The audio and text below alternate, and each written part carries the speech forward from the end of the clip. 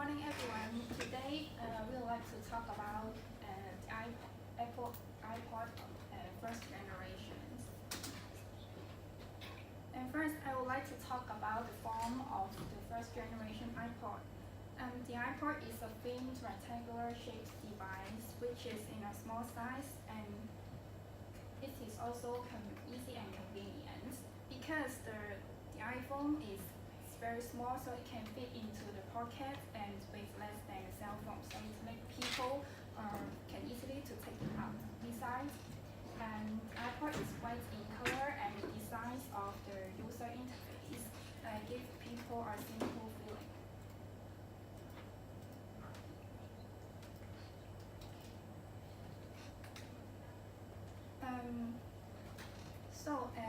Next I'll talk about the user interface of the iPod.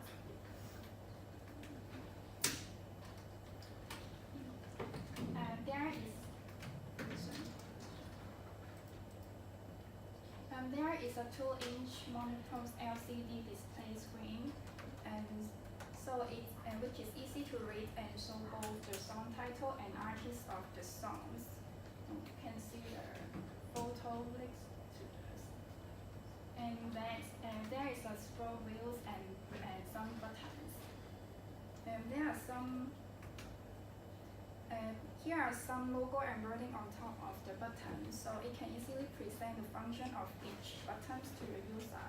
Also, users are able to quickly and easily navigate through the playlist, songs, and artists using the iPod scroll wheel and center button and ancillary buttons, including menu buttons and the previous button, the next button, and the place and pause button.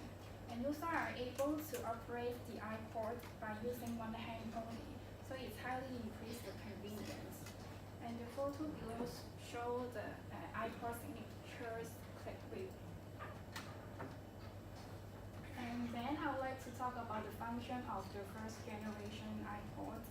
And the iPod is a portable music player, and the iPod is an electronic device that can store and play music.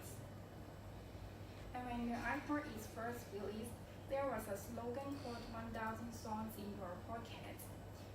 So it means that it has a maximum storage capacity of about 1,000 songs.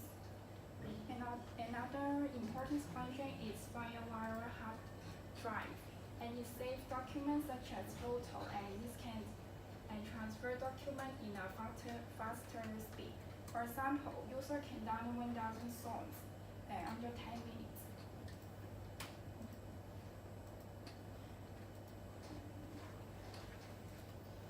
Since it is the first common digital music player, so it's also combined with iTunes. It is a software of downloading songs from the internet. And it transfers the traditional CD into a digital form of music. And also, there are some functions which are very convenient and user-friendly. For example, user can search some songs by album or artist, and also auto-sync functions make user no need to add songs from computer to iPod manually. And when user plug the iPod into the MacBook computer, iTunes will synchronize the song stored inside to the iPod. So the photo on the right-hand side shows the user interface of the iTunes. And that's all my part. Let's continue the next speaker. Thank you. Hello everyone, my name is Jeffrey, and here is my time to share about the vision behind the first generation iPod. But first, let me ask you a question. What makes iPod so special? Actually, before the launch of the iPod, there were already several portable music players in the market. For example, this is the Discman from Sony company, and it is very big and heavy, and it's not a good design though.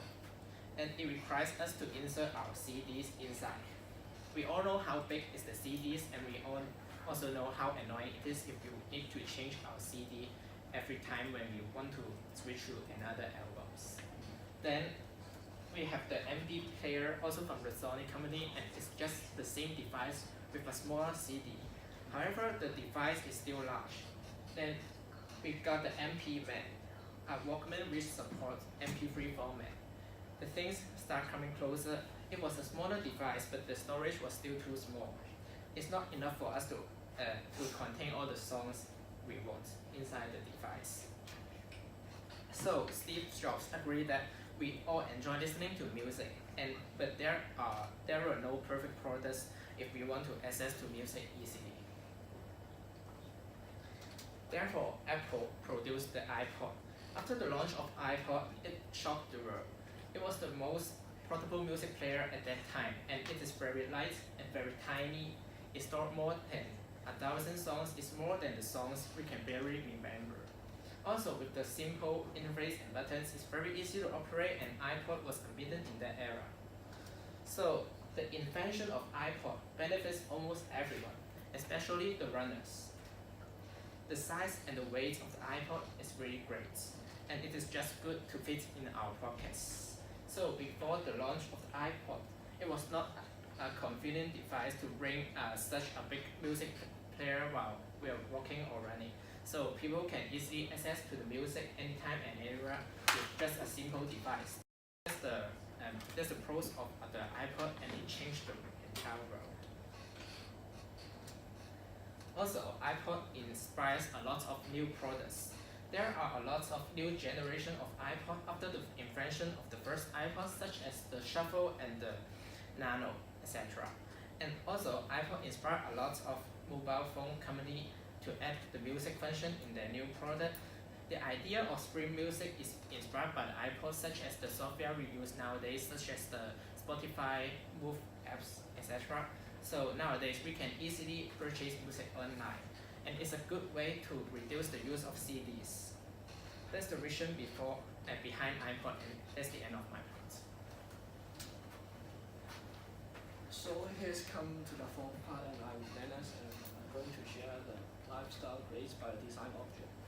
So after the introduction of iPod, we know that iPod is a musical product, so we will be focusing on the music industry.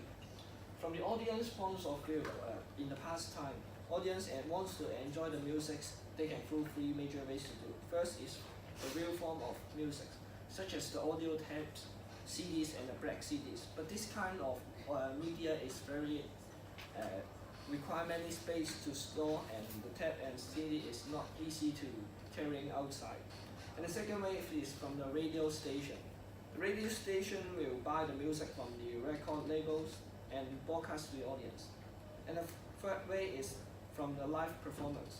The audience can enjoy the musicians' live performance to enjoying the music. So after the iPod invents, we can see that there are many free download music apps appear, such as the BitTorrent, and this is the free of charge, and many audience will use this kind of apps to download the music freely. And according to some research, we can also find out that about 95% of the music in the world are with no copyrights because of the internet. The internet can very easy to gain the song. And after the invention of the mobile data, we can also see that there's many online music events, such as the Spotify and the Apple Pay and the YouTube, and also some Facebook video also can play the music. So from the audience point of view, they are not only can get the song from the live and or the broadcast or even the CD, they can also get the song and the music from the internet free of charge. So we can see that before the invention of the internet and also iPod, most of the audience are based on the real format of the music, such as the CD and the black CD and also the recording tab.